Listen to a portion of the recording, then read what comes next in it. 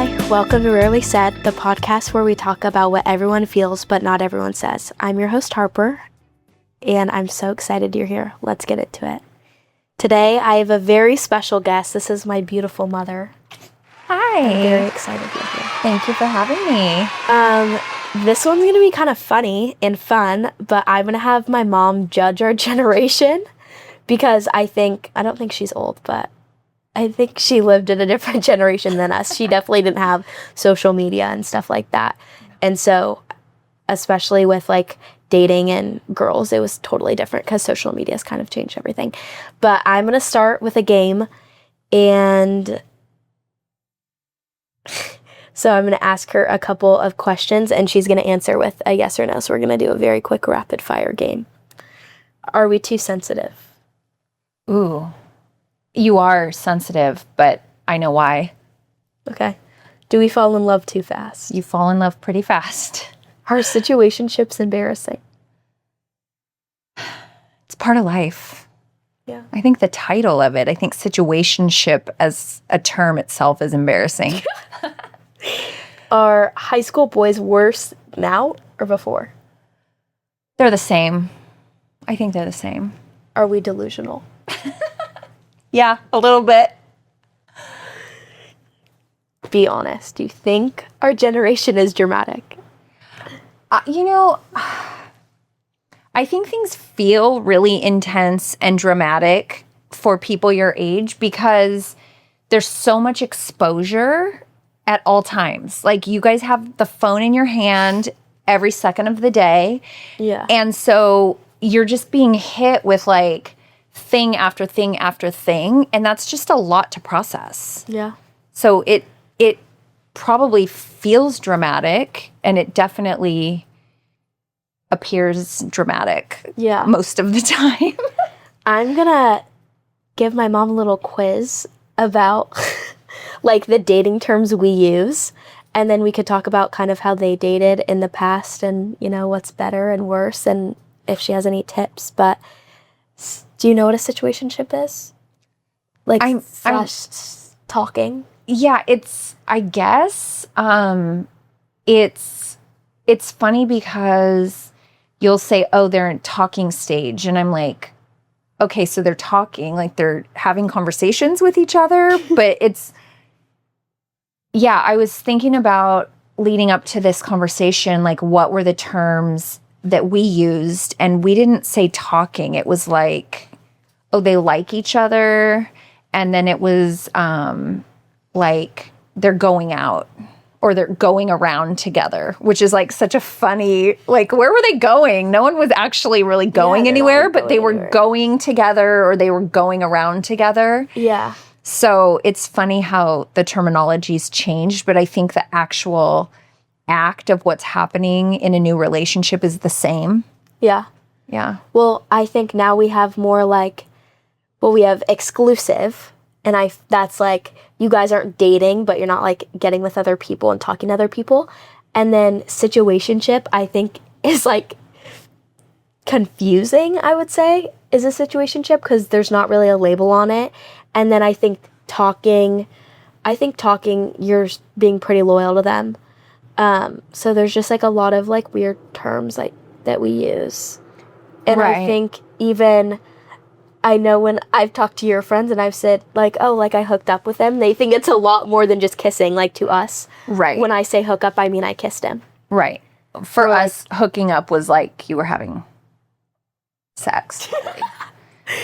So I never like when I hear you say hooking up because that's where my head goes, but then I have to pause and be like, oh no, that's not what she means. They just kissed. Yeah, no, I just tell my mom that we kissed. We didn't hook up. I feel like I haven't used hooked up in a while. Yeah, it's been a while. Yeah. Yeah.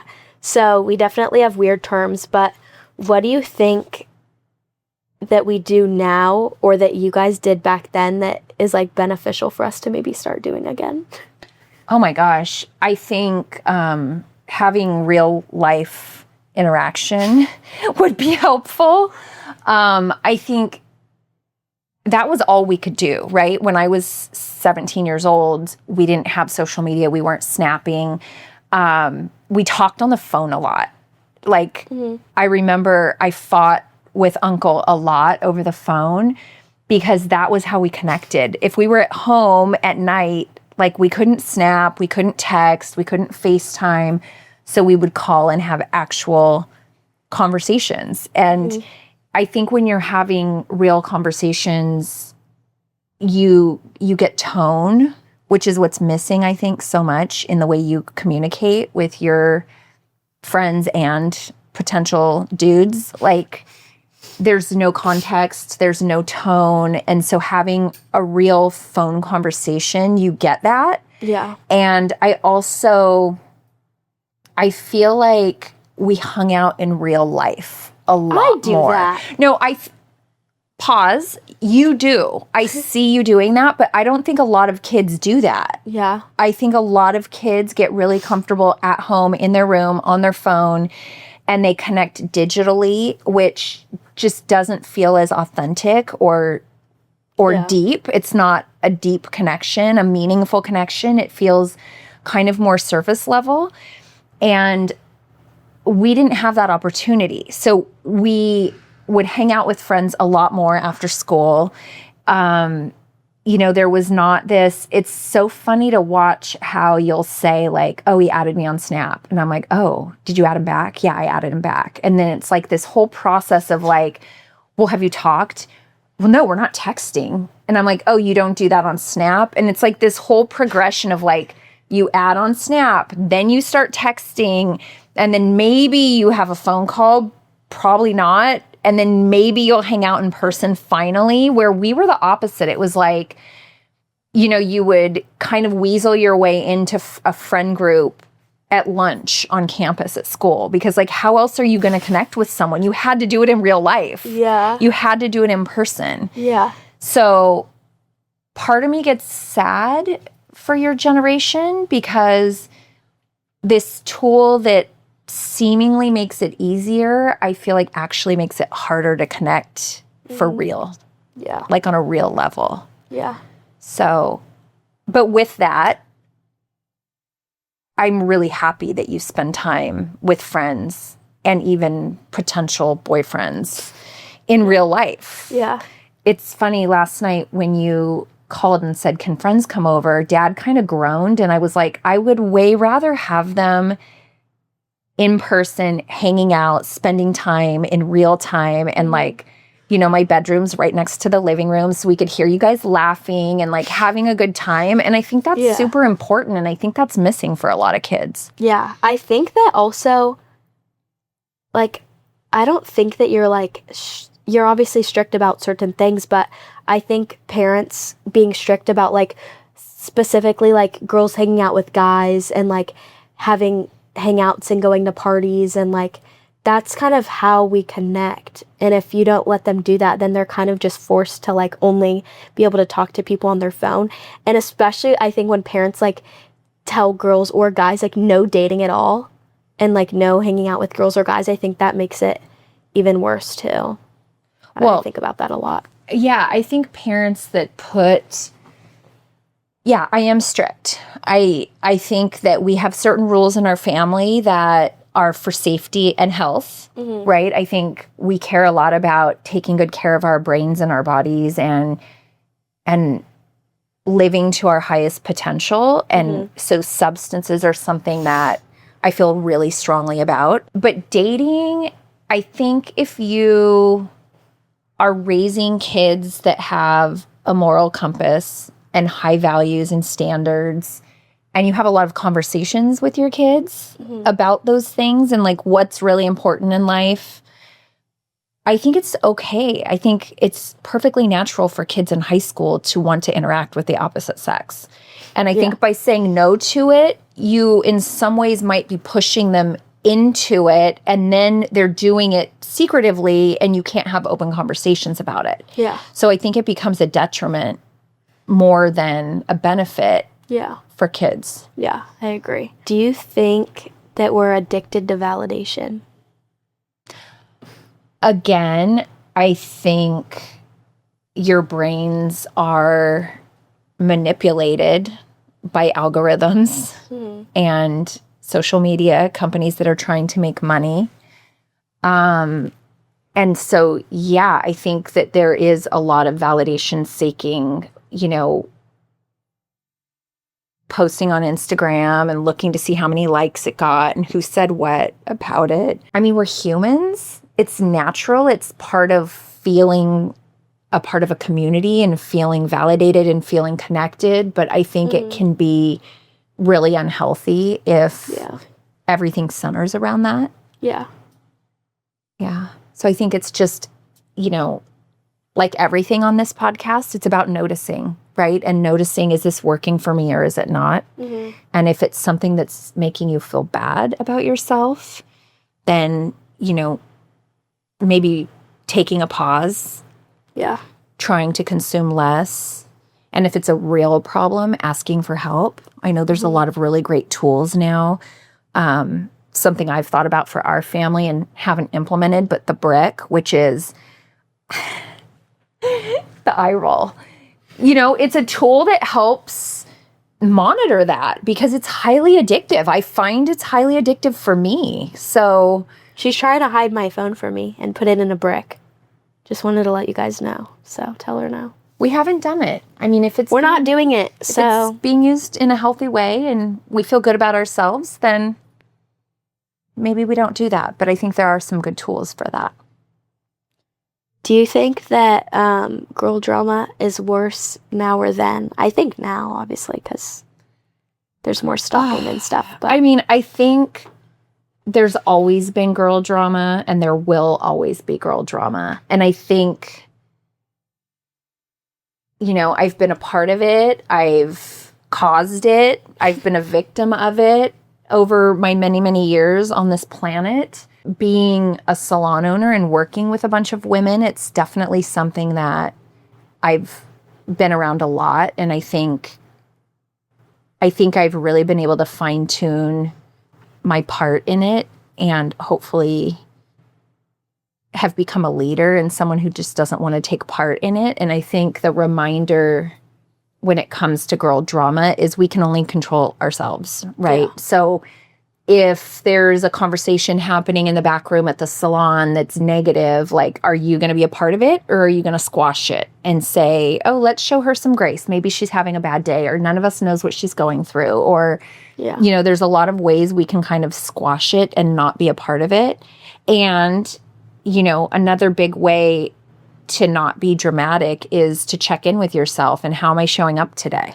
Yeah. What is the energy I'm going to bring to school or to the friend group or to the group chat or to the salon or to the classroom? Like, how can I show up in a way that's going to be bringing the best energy so that people don't want to be dramatic and they don't want to talk shit and they don't want to be negative?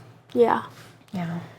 Do you have any, brutal advice for girls or guys or anyone? From being a very smart older old woman. hag.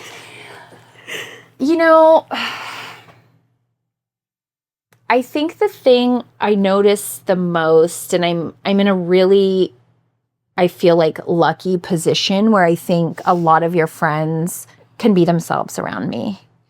And I think they share a lot with me, and kind of the overarching advice I would give is to really start giving yourselves space for presence, true presence, not I'm in my bed scrolling and I'm alone. That's not being present.